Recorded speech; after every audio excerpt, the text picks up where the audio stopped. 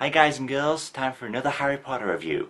This time I'm going to be taking a look at Chamber of Secrets. Now it's a long movie, so let's not waste any time. Let's dive right in. So our movie begins back in Privet Drive, as the Dursleys are preparing for visitors. Good. And Dudley, you will be... I'll be waiting to open the door. Oh come on, if you had someone talk to you like that, what would you do? Can I take your coat, sir? So after being warned by Vernon not to make a sound, Harry goes back to his room, only to find Dobby the house elf, who warns him not to go back to school. What terrible things? Who's plotting them? He looks... constipated. What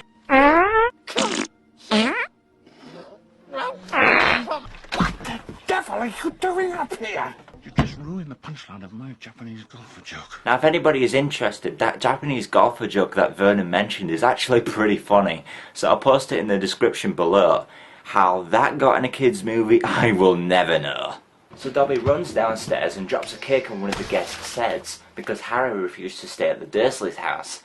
This gets Harry grounded, but it's okay as Ron, Fred and George help Harry escape. But Vernon's not letting Harry go. Get off! Drive!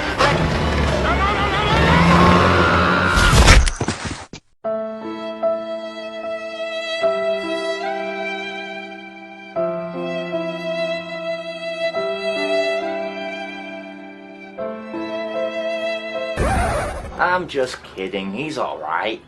Perfectly alright, actually. He should at least look a little bit more like this.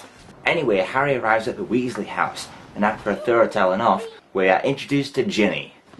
Mummy, have you seen my jumper? Yes, it was on the cat. Oh, wait, what? It was on the cat. It was on the cat? Well, the right is high. Okay, Ginny's lost her jumper. Where is it? How about on Snagglepuss? Cat! Perfect! So the family gets their school supply list, so they gotta go to Diagon Alley. Diagon Alley! Holy hell, Harry looks petrified. What was it that Dumbledore said in the first movie? For pure love and outstanding courage. Holy crap, I'm gonna die! Diagon Alley. So Harry travels through the fireplace, but it turns out the Wizarding World's technology of voice recognition is awful, as Harry ends up in Nocturne Alley. What did he say, dear? Diagonally. Let's see how today's voice recognition holds up. Diagon Alley. Ah, see?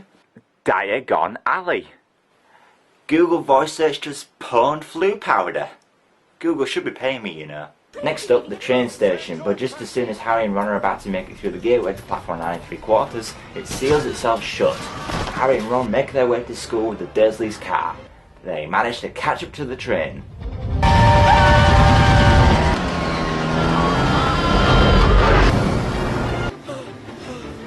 think we found the train.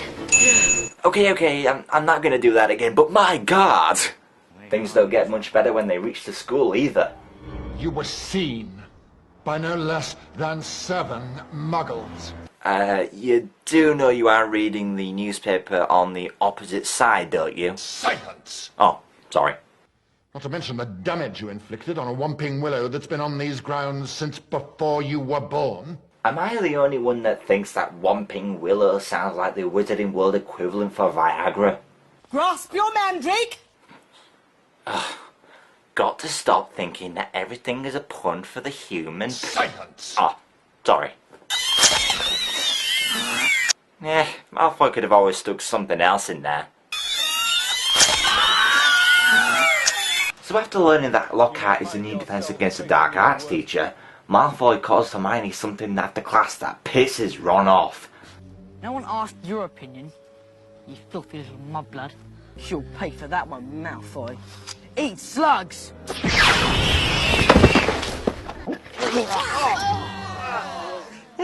It's disgusting, but I can make it more disgusting. Wanna see? Watch what happens when I play it in reverse. Slimy. Next up, Harry's got detention with Lockhart, as he starts to hear a strange voice. It leads him to this. Chamber of Secrets has been opened. Enemies of the air, beware. It's Filch's cat. My cat has been petrified. I want to see some punishment! You know, you don't seem too bothered with your cat, considering she's still hung up there by her tail, no less. Let her down, you asshole! Now, today we will be transforming animals into water goblets. Yeah, this school teaches you valuable life lessons, you know.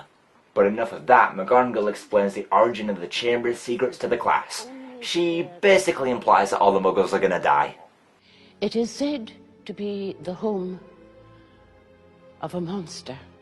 Hogwarts, scaring the shit out of your kids for over 1,000 years. So our heroes suspect Malfoy may be behind the attack, so they hatch a plan to make a potion that would transform them into Crabbe and Goyle, so Malfoy will tell them anything. But before that, the Quidditch match, as Harry has just caught the snitch, but a rogue bludger is having none of it.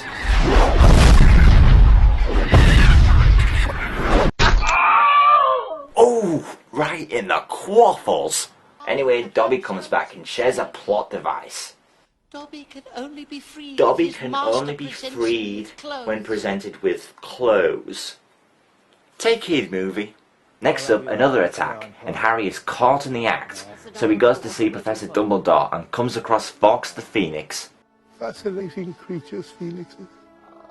They can carry immensely heavy loads and their tears. Ah, healing 2 in hearts. 1. Fawkes can carry heavy loads, and his tears have healing powers. Christmas arrives, and the Apologies potion is put into action. Now, once they're asleep, hide them in the broomstick cupboard and pull out a few of their hairs. From the head, guys! So after grabbing Crabbe and Goyle's robes and hair strands, Harry and Ron transform. Harry? Oh, come on. If you transformed into somebody else, what would be the first thing you'd do? Holy crap! I'm a different person. Hang on. Oh my god, it's so small! Wait.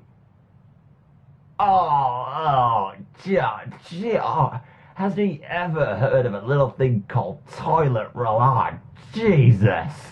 So Harry and Ron head to the Slytherin common room to confront Malfoy, but before they can find out much information, they start to transform back to their original selves. Scar.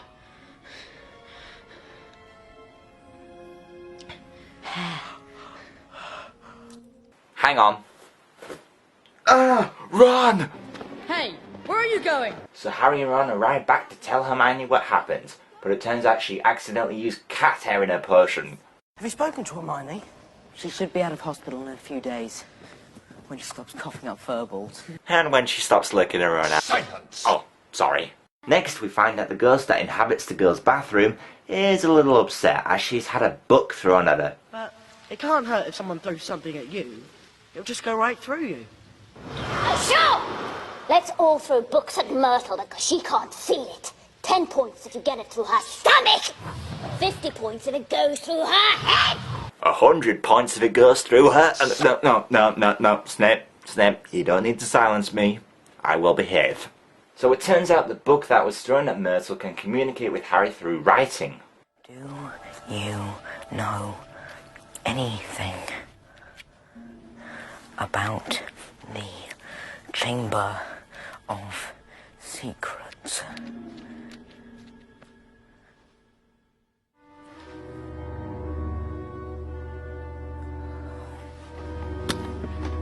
The owner of the diary, Tom Riddle, takes Harry back 50 years and shows him that Hagrid was harbouring a spider called Aragog that could have been what killed the girl that died 50 years ago. And after a series of unfortunate events, including Hermione getting petrified herself, Harry and Ron find Aragog within the Forbidden Forest, as they ask him if he was the monster that killed that girl.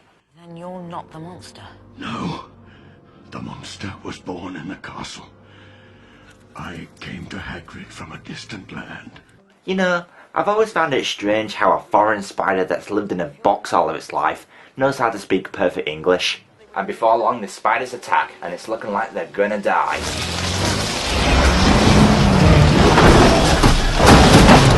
Wait a minute.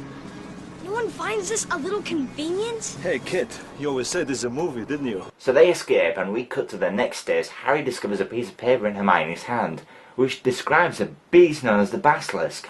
It turns out it can kill people by looking into their eyes. But no time for plot convenience, and let's be honest, it's the book's fault, not the film's. Ron's sister Ginny has been taken by the Basilisk, and Lockhart is supposedly going to save her. Harry and Ron rush to tell him what they know. You're running away? After all that stuff you did in your books? My dear boy, do use your common sense. My books wouldn't have sold half as well if people didn't think I'd done all those things. You're a fraud. Next up, Harry, Ron and Lockhart manage to find the Chamber of Secrets. And after Lockhart accidentally wipes out his own memory, Harry manages to find Ginny, and Riddle explains how she fits into all of this. It was Ginny Weasley who opened the Chamber of Secrets. Ginny who wrote the threatening messages on the walls. Ginny wrote it? Well, where did she get the blood from? Wait. Oh, God, I think I just realised something. That is nasty. Oh. You're Voldemort. So Dumbledore arms Harry with forks and the sorting hat. He isn't asked at Dumbledore, as Riddle sets the Basilisk onto Harry. Literally. So Harry grabs the sword that has appeared out of the sorting hat and kills the Basilisk, but he's poisoned by one of its fangs. Harry uses this fang to destroy Riddle's diary, and Riddle is defeated. Harry, you're hurt. Ah, here we go. Fawkes's tears have healing powers? Of course. Check. Fawkes can carry heavy loads? Amazing! This is just like magic! Check. Dobby can only be freed when he's presented with clothes? Master has given Dobby a sock. Dobby is free. Check. Lost me, my servant! Oh shit, Harry's gonna die. You shall not harm Harry Potter. Holy crap! Dobby kicks ass! He should get his own spin-off show or something. Coming soon to a theatre near you comes the tale of an elf. Hello. Who you don't want to fuck with. Don't agree with him, and you will pay the consequences. He can apparate, even in Hogwarts, which Harry Potter nerds know fine well that you can't apparate with him. He can take more pain than Rambo. Dobby had to iron his hands. And he's batshit insane. Dobby, put the lamp down. Dobby the House Elf, coming soon. Rated R. And with an end-of-year dinner complete with awkward handshakes and cheesy applauding, our movie ends. So there's Chamber of Secrets in a nutshell. So, what do I think of the movie? Well, while some of you may disagree, I think Chamber of Secrets is the best in the series. Future films take a much darker tone, and I look back on Chamber of Secrets and I found myself really missing the older comedic style. That's not to say the film isn't serious at times. The Basilisk is pretty badass. Then there's absolute classic lines like, "Can we panic now?" If you haven't seen the series yet, it's worth checking out for Chamber of Secrets. Next up, Prisoner of Azkaban, so stay tuned for that review. That will be coming up next.